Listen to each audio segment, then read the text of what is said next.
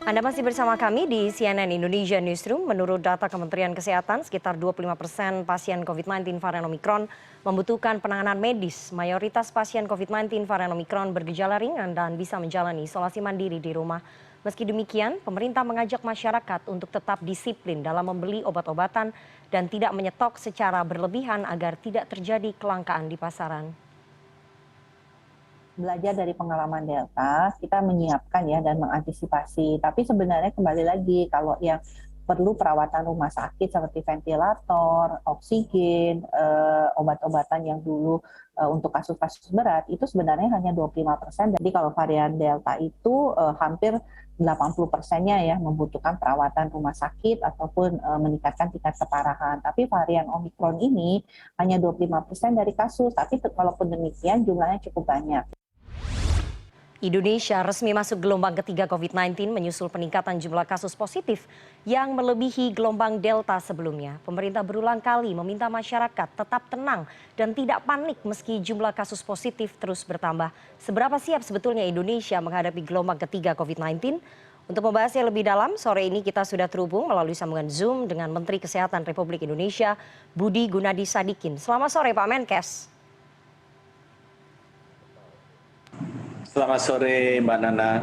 Terima kasih sudah meluangkan waktu. Kita tahu Bapak sibuk sekali, bahkan beberapa kali Bapak juga sudah menggelar konferensi pers, termasuk dalam 1 minggu Pak, kita dengar Presiden Jokowi sampai 2 kali mengeluarkan pernyataan ya Pak ya, kepada publik begitu ya, dalam 1 minggu itu meminta masyarakat tetap tenang dan tidak panik saat kasus positif COVID-19 melonjak. Pak Menkes, seberapa siap sebetulnya Indonesia, kita menghadapi gelombang ketiga COVID-19 Pak? Gelombang ketiga COVID-19 ini sudah terjadi. Ya. Contohnya Jakarta sendiri kasus hariannya per kemarin sempat menyentuh angka 15.000. Angka ini lebih tinggi daripada puncak gelombang Delta di Jakarta yang terjadi sekitar pertengahan Juli di angka 14.000. Tapi yang kita lihat adalah keterisian rumah sakitnya masih di kisaran 40-50% dari puncak Delta. Jadi memang ciri-ciri Omikron adalah dia cepat, dia banyak, tapi memang rumah sakitnya dan wafatnya lebih rendah. Dan dengan 120.000 tempat tidur COVID sekarang yang kita miliki, 20.000 yang sudah terisi. Jadi kita masih punya 6 kali lipat room ya untuk bisa menampung menghadapi gelombang ketiga ini. Oke, Pak Menkes, saat ini sebetulnya bagaimana posisi penularan COVID-19 di tanah air? Mengingat kalau negara lain Pak membutuhkan hampir 60 hari untuk melewati puncak kasus, apakah Indonesia juga membutuhkan waktu yang sama hampir 60 hari untuk melewati gelombang ketiga ini Pak Budi? Kami mengamati di negara lain kisarannya antara 37 sampai 67 hari. Jadi Indonesia kan kenanya pertama kali 16 Desember. Jadi perkiraan kami konservatif akhir Februari sampai awal Maret. Kalau kita bisa bertahan dengan baik sampai posisi tersebut, insya Allah Indonesia bisa melewati gelombang ketiga ini. Oke, Pak, meskipun narasi yang disampaikan pemerintah ini cenderung menenangkan, kenyataannya angka kematian tadi Bapak sudah menyinggung ya bahwa angka kematiannya itu tidak bertambah banyak, tapi ini terus bertambah Pak. Angka kematian kenyataannya di lapangan terus bertambah seiring jumlah kasus positif yang meningkat. Ini bagaimana Kemenkes menjawab ini? Karena ada kekhawatiran bahwa angka kematian terus naik Pak. Catatan saya di tanggal 21 Januari ada 30, 22, 27 ya. Kemudian terakhir 5 sampai 6 Februari itu 52, 54. Itu catatan saya. Jadi memang ada kematian, tapi angka kematian ini masih di bawah 0,5%. Which is kalau kita bandingkan dengan angka kematian Delta kan sekitar 3%. Nah saya mau sampaikan sedikit, angka kematian ini kita sudah analisa, termasuk tadi pagi saya datang ke rumah sakit Sulianti Saroso, ini rumah sakit yang pertama kali menangani kasus COVID pertama yang dari Kemang, yang meninggal itu 60-70% adalah yang belum divaksin atau vaksinnya belum lengkap. Dan umumnya mereka adalah orang tua. Jadi penting sekali buat kita menyebarkan, mengajak teman-teman kita yang lansia untuk segera divaksin. Oke, sejauh ini apakah Kemenkes bisa memastikan bahwa mayoritas kasus positif di tanah air ini Omikron atau varian Delta masih mendominasi, Pak? Memang kapasitas untuk mendeteksi Omikron atau Delta itu harus dilakukan dengan genome sequence. Dan kita hanya memiliki 12 lab dengan kapasitas 2.000 per bulan. Pada kasus ini kan sekarang sudah sampai 30.000 per hari kan ya positif ya. Jadi tidak mungkin kita bisa lakukan genome sequence. Nah, kita melakukan secara random saja sekarang. Jadi kayak Jakarta kita ambil random. Nah, kita lihat dari yang random itu berapa persen yang Omikron. Dan saya bisa sampaikan di sini bahwa untuk di Jakarta dan Jawa itu sudah hampir 100% semua yang kita genome sequence itu Omikron. Untuk daerah di Sumatera seperti Batam dan juga perbatasan Kalimantan Barat, karena itu banyak ya, Batam adalah perbatasan laut terbesar yang masuk dari luar. Kalimantan Barat masuk darat paling besar dari Entikong, itu masih imbang-imbang antara Omikron dan Delta. Tapi Jawa sudah hampir semuanya Omikron. Oke, Jawa sudah hampir semuanya Omikron. Tadi Bapak juga mengatakan bahwa ada keterbatasan lab begitu ya, yang dimiliki oleh Kemenkes untuk bisa mendeteksi varian Omikron. Tapi kenyataannya Pak, kalau dilihat angka testing dan juga tracingnya di luar Pulau Jawa, itu angkanya tidak setinggi di Jawa Pak. Kendalanya selain keterbatasan lab untuk bisa mendeteksi Omikron, ini apalagi sih Pak sebetulnya kenapa angka testing dan tracingnya di luar Jawa ini sangat rendah Pak? Mungkin saya jelaskan dulu, testingnya tuh ada 2 jenis. Testingnya pertama adalah untuk testing apakah kita positif COVID. Namanya tes PCR, labnya ada 1.200-an di seluruh Indonesia, selesai dalam 4-6 jam, biayanya 300.000. Tes yang kedua adalah tes genome sequencing. Ini tes untuk menentukan variannya, bukan dia positif apa tidak ya. Varian alpha, beta, delta, gamma, Omikron ditentukan. Ini hanya ada di 12 lab, kapasitasnya 2.000 per bulan, versus yang tadi itu bisa sampai 500.000 per hari nih yang tes PCR. Kemudian ini selesainya 5-6 hari, kalau yang PCR selesainya 4-6 jam, kalau genome sequence juga sekali run itu 6 juta, kalau PCR kan sekali run 300.000. Nah, yang kita kurang adalah tes yang genome sequence. Untuk menentukan variannya. Tapi kita cukup untuk tes yang PCR, yang 1.200 lab, lebih dari 500.000 tes per hari, 4-6 jam hanya 300.000. Karena aturan WHO 1 per 1.000 penduduk per minggu, atau 270.000 penduduk Indonesia per minggu, sekitar 48 sampai 50.000 orang per hari. Kita kemarin sempat mencapai 300.000 orang per hari. Oke, Pak bicara soal tes PCR tadi Bapak sudah menyebut ya ada beberapa jenis tes PCR begitu ya. Tapi ini ada beberapa kasus juga Pak di tengah masyarakat yang dikeluhkan masyarakat ini mendapatkan hasil swab PCR yang berbeda. Ada yang berselang beberapa jam, ada yang berselang hanya beberapa hari. Apakah kemudian Kemenkes Pak sudah menyelidiki apa yang terjadi? Apakah kesalahannya di human error atau memang ada overload di labnya atau apa Pak hasil penyelidikan Kemenkes soal perbedaan hasil swab PCR ini Pak? Yang pertama, memang ada yang mengeluh mengenai data PCR yang ada di nasional. Memang itu terjadi lonjakan. Kita pada saat peaknya Delta tuh tesnya 300.000 per hari. Kemarin sempat 500.000 per hari. Sehingga ada pressure dari hal data entry dan terjadi kesalahan manusia karena mungkin terlampau capek. Nah itu sudah kita bereskan dengan untuk lab-lab besar, sebagai contohnya lab Bumami, sekarang kita sudah lakukan online connection. Supaya mereka tidak usah lakukan sekali lagi manual data entry. Itu tipe kesalahannya pertama.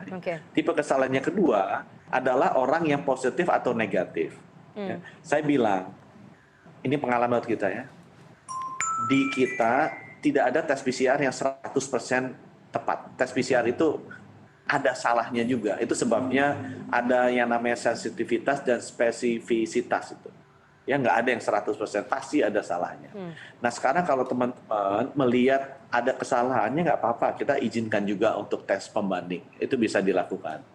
Cuman sarannya saya, ya hampir di semua negara kalau sudah kena, mereka disiplin ya udah ambil yang konservatif.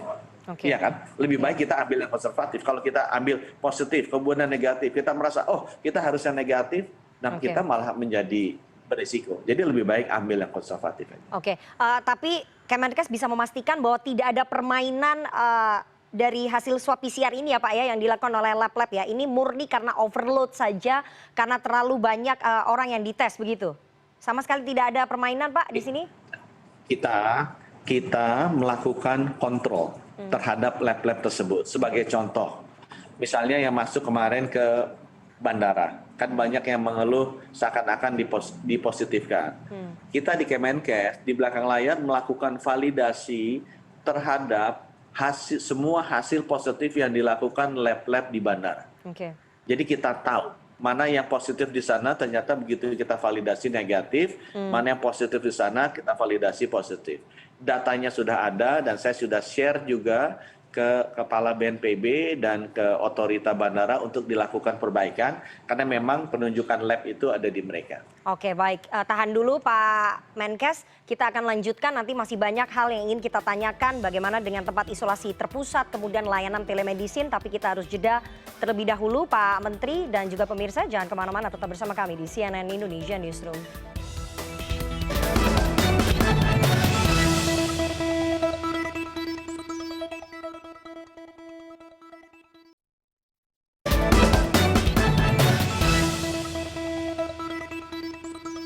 Anda masih bersama kami di CNN Indonesia Newsroom dan kita akan lanjutkan perbincangan kita dengan Menteri Kesehatan Republik Indonesia Budi Gunadi Sadikin.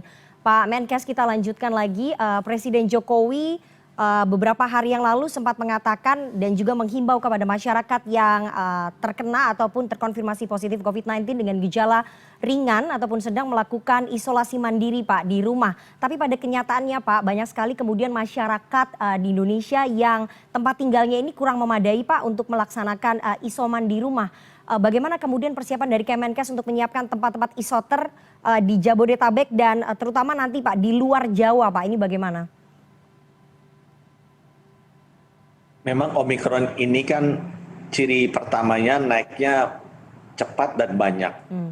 Tapi ciri yang kedua, mereka tuh relatif lebih ringan sehingga tidak perlu dirawat di rumah sakit. Sehingga kalau kita paksakan mereka masuk ke rumah sakit, pasti tidak akan cukup rumah sakit kita untuk menampung semua yang positif. Sehingga sejak awal strategi kita memang untuk yang tanpa gejala atau ringan, kita dorong agar bisa diisolasi mandiri rumah atau isolasi terpusat bagi yang rumahnya tidak layak di tempat-tempat yang sudah ditentukan oleh pemerintah. Dan sampai saat ini sudah ada lebih dari 70.000 isolasi terpusat yang disiapkan di seluruh Jawa dan Bali. Ya. Karena kita melihat kan sekarang naiknya lagi di Jawa dan Bali, kita sudah review dan antara lain sekitar 20.000-an lebih yang ada di Jakarta.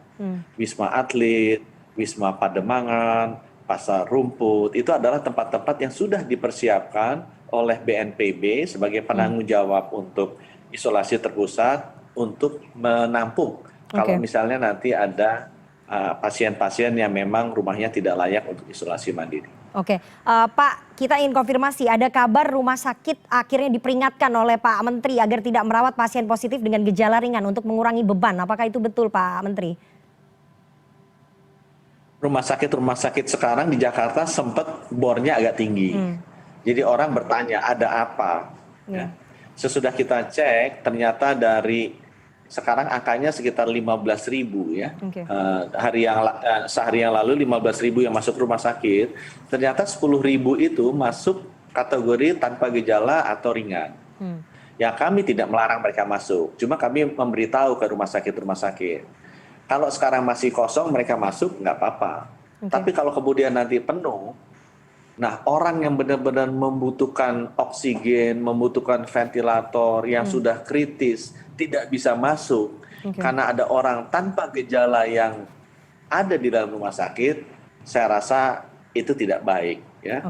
Tidak melindungi rakyat kita yang benar-benar butuh. Sehingga kita sampaikan bahwa yang ada sekarang ya udah nggak apa-apa, tapi kemudian ke depan kita minta agar rumah sakit benar-benar hanya menerima pasien kategori sedang, berat, kritis, atau dengan kebutuhan khusus seperti komorbidnya tidak terkendali dan lansia. Pak Menteri, ini bagi para pasien isoman kan sudah ada layanan telemedicine ya. bagi masyarakat begitu. Presiden Jokowi bahkan sampai meminta agar pengiriman obat telemedicine dipercepat Pak dalam hitungan jam. Kenyataannya di lapangan kami masih menemukan banyak fakta bahwa pengiriman telemedicine ini baru terkirim setelah 2 hari, bahkan ada yang 4 hari. Bagaimana kemudian upaya Kemenkes mempercepat pengiriman obat telemedicine ini Pak untuk masyarakat? Memang waktu ini jalan baru ya, kita masih sekitar berapa? 5.000-an sehari yang kita proses. Ini masih bisa cepat. Begitu naik dari 20.000, kita alami itu. Jadi delay dari pengantaran obatnya sampai rata-rata 4 hari sampai 5 hari. Kemudian atas arahan Bapak Presiden kita perbaiki. Sekarang seharinya sudah bisa sampai 30 sampai 40 ribu. Ya, dan kita sudah bisa tekan dari 5 hari, sekarang puncaknya tuh di day plus 1 sama day plus 2. Oke. Ya, masih ada juga yang day plus 3 sedikit. Nah, itu kita mau dorong supaya lebih banyak kalau bisa yang day plus 0 itu day 0 sama day 1. Tapi sekarang kondisinya memang masih paling tinggi di day 1 dan nomor 2 di day 2. Kita akan terus perbaiki logistik. Oke, proses pengiriman telemedicine ataupun obat ini dipercepat begitu ya, tapi masih ada kendala, belum bisa memenuhi keinginan. Tapi banyak juga Pak di luar sana yang bertanya kenapa layanan telemedicine ini baru sekarang di Jabodetabek Pak. Di luar Jabodetabek ini banyak masyarakat yang kemudian berharap, padahal gelombang ketiga sudah di depan mata. Kenapa baru diaktifkan untuk yang di luar Jabodetabek ini setelah gelombang ketiga masuk begitu Pak? Kita butuh waktu sekitar 2 minggu ya untuk melakukan proyek telemedicine ini. Karena sekarang ada 17 yang kita jalankan.